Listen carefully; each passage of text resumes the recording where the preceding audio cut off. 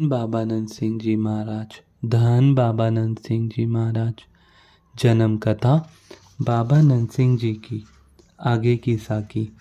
बाबा जी हंस पड़े और पास खड़े संगियों को कहने लगे, देख लो भाई, आप इसको क्या समझते हो? गुरुमुखो, यह है कोई पिछले जन्मों के पुण्य, जो एक मुसलमान होकर भी बाबा जी के साथ कितना प्यार है। और इसी करके जो सचमुच धार्मिक होते हैं, वे किसी मज़हब या जाति के नाम पर किसी के साथ घृणा नहीं करते, क्योंकि वे जानते हैं कि प्रत्येक मज़हब, प्रत्येक कौम, प्रत्येक धर्म में अच्छे बुरे आदमी होते ही हैं। आप पहले पढ़ ही चुके हैं, सुन ही चुके हो कि सरदार दाता सिंह के बाग में आसन लगाने पर एतराज़ हुआ, तो बाबा जी ने वहाँ से उठकर वहाँ से आसन उठा लिया था। चौधरी की यह नम्रता देखकर बाबा जी बाग में जाना मान गए। हुक्म होने की देरी थी कि झटपट जो सवारी मिली उसमें बैठकर सब जेलदार के बाग में जा पहुँचे। जाते ही जेलदार ने माली से पूछा, तेरा क्या टेका है? तो उसके 7 रुपए बताने पर जेलदार ने 7 रुपए निकाले और उसे पकड़ा दिए और कहा, पकड़ अपने रुपए, अब आपका बाग से कोई संबंध नहीं है। माली तो मान गया, पर बाबा जी ने माली को रोककर सेवादारों को हुक्म दिया कि बाग की रखवाली अपनी करनी है। संगतों को आदेश हुआ कि कोई पौधे को हाथ न लगाए। बाग में बाबा जी 3 दिन ठहरे हैं। इधर जब सरदार दातार सिंह को पता चला कि जिन संतों को मैनेजर ने बाग से उठाया था वे बाबा नरसिंह जी ही थे, तो इसने आकर बाबा जी से क्षमा मांगी और विनती की, जी मेरी आज्ञा अनुसार मैनेजर ने आपको डेरा उठाने की विनती की थी, इसलिए आपको हुए कष्ट के लिए मैं क्षमा चाहता हूँ। तो बाबा जी हंसते हुए कहा, आप इस बात की कोई चिंता न करें, इसमें चिंता की कोई बात नहीं। बाबा जी ने चौधरी सुल्तान अहमद के बाग में 3 दिन ठहरने के पश्चात वहाँ से आसन उठा लिया और यहाँ से फिर दिया सियाली ही जाने का हुक्म दिया। मिटुंगमरी से चलने से पहले 3 दिन का समय बाबा जी ने शहर की संगत को विशेष तौर पर दिया। संगतों की गिनती ज़्यादा होने पर दीवान शहर की एक प्रसिद्ध खुली जगह पर सजाया गया। यह था कंपनी बाग, जो शहर के उत्तर की दिशा की तरफ था। यह भी बहुत रमणीक जगह थी, जिसमें एक तरफ खजूरों के झुंड अपना सुंदर दृश्य दिखाते थे और दर्शनों के मन को लुभाते थे। देयो सिंह से वापस नानकसर और यह कौतुक दिखाते हुए मिटुंगमरी की तरफ चल पड़े। इस बार मिटुंगमरी के नज़दीक चक्कों को ही बाग लगाया, जो मिटुंगरी शहर से उत्तर पूर्व की दिशा में 4 मील पर थे।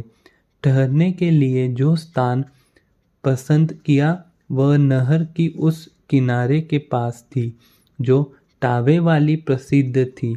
किसी श्रद्धालु को खबर ही न दी और सहियों को शिक्षा देने की या सेवक को ठीक करने के लिए लंगर पानी का प्रबंध एक अनोखे ढंग से किया। यह भी एक चौथ थी जो कि बाबा जी कभी कभी पर लिया करते थे। बाबा जी के साथ 4-5 सेवादार थे। उनको हुक्म दिया कि जंगल से लकड़ियाँ चुन चुन कर ले आओ और शहर में बेचकर राशन ले आओ। ऐसे गुजारा करने लगे। जब शहर के गणमानी सेवक सोडी चरण सिंह आदि को पता चला कि बाबा जी पहुँच गए हैं, तो लंगर का यह प्रबंध देखकर सेवा करने की आज्ञा मांगी। पर बाबा जी ने उनको धर्म की कमाई करने पर जोर दिया। शायद उनके मन में कोई अहंकार निकाला होगा या उनकी कमाई शुद्ध न होगी। वह समझ गए कि अगर हाथ से मजूरी करके पैसे कमाने में तो कोई कष्ट नहीं हो सकता, तो उनमें से एक ने तो भट्टे की ईंटों के चट्टे लगाकर और दूसरे ने घास काट कर पैसे इकट्ठे किए। इस तरह राशन खरीद कर लंगर प्रसाद तैयार करके अपनी श्रद्धा का सबूत दिया और फिर बाबा जी ने छूट दे दी। यहाँ लकड़ी के फरों की कुटाई जैसी बनाई गई। गुरु ग्रंथ साहब जी के लिए एक बोरा अलग था। सुबह और शाम को ही बाहर निकालते और गर्मी के मौसम के कारण चबूतरे पर बैठा जाना। 2.5-3 महीने यहाँ गुजारे। कई कौतुक किए। एक दिन भाई राम सिंह और जवान सिंह के साथ वचन करते फरमाया कि बात तो है, अगर शाम तक कोठा मुक्काम हो जाए तो शाम का दीवान इसमें हो। तो लकड़ी के स्लिप पर आधी लाने की सेवा जल्दी जल्दी हो गई और कोठा तैयार हो गया। कुदरत करतार की दीवान सजते के कुछ समय पश्चात एक भारी आंधी और तूफान चल पड़ा। उससे हर तरफ बहुत नुकसान हुआ, पर दीवान स्थान वाला कमरा जो अभी नया ही था, बिल्कुल सही सलामत बचा रहा। एक दिन डॉक्टर मुरली मनोहर शाम के समय सत्संग में शामिल होने के लिए आ रहे थे। एक दिन सुना कि समय खराब है, रास्ते में चोर लुटेरे भी फिरते हैं, पर सत्संगत में भी जाने का बहुत मन कर रहा था। उस दिन जब डेरे से अपने सोइकल पर सवार होकर पाठ करते नहर की पटरी पर जा रहा था कि इसकी नज़र पास ही एक काली चमकती चीज पर पड़ी। देखा कि एक काला नाग भारी सांप साइकिल के साथ साथ जा रहा है। जब बाबा जी का डेरा नजीक आया और झाले ने पहले आना था, तो इन्होंने सांप को संबोधन करके कहा, जा भगत, मैं अपनी मंजिल पर पहुंच गया हूँ। अब कोई डर नहीं, तू आराम कर, तेरा धन्यवाद। इतना कहने की देरी थी कि सांप बड़ी तेजी से आगे निकलकर झाला में छलांग मार गया। तो इसने शुक्र किया। जब दीवान का समाप्ति हुई तो इसको संबोधन करके कहने लगे, कुछ सूझ आई? धन बाबा नरसिंह जी महाराज। विनती की, जी भगत वत्सल तेरे बिरद है। चक्का के वसीन खास करके नंबर 81 के कोई वसीनिक बहुत वेली थे, शराबी कबाबी थे। बाबा जी के यहाँ चरण पड़ने पर उन सभी ने कुकर्म छोड़कर माला पकड़ ली। सो गुरुमुखो, बाबा जी का असली उद्देश्य जगह जगह घूमकर भूले भटको जीवों को सीधे रास्ते पाना था। बाकी जो ये थोड़ी बहुत करामतें का हो जाना, यह अचानक ही था, क्योंकि जो पूर्ण महापुरुष होते हैं वे करामातों आप ही नहीं करते, बल्कि अपने आप ही हो जाती है।